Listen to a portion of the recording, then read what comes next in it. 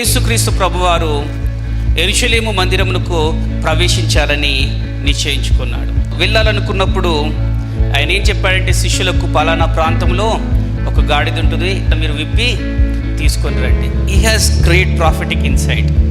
ఒకవేళ విప్పేటప్పుడు ఎవరైనా ఏమన్నా అడిగితే, ప్రభువునకు కావలసి ఉన్నది, మనము ప్రభువునకు కావలసి ఉన్న వారం.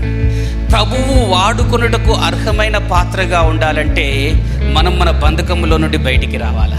ఎప్పుడైతే మన బంధకములు, మన కట్లు విప్పబడతాయో అప్పుడు మనము ప్రభువు వాడుకొనుటకు అర్హమైన పాత్రగా, అర్హమైన వాహనముగా మార్చబడతాం.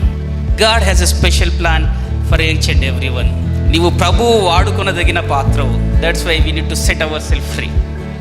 సమయం వచ్చినా, మనం అంతరంగంగా సిద్ధంగా ఉన్న కొన్ని బంధకాలు మన జీవితంలో నుండి విడిపోకుంటే మనం ఆయన కొరకు వాడబడలేము.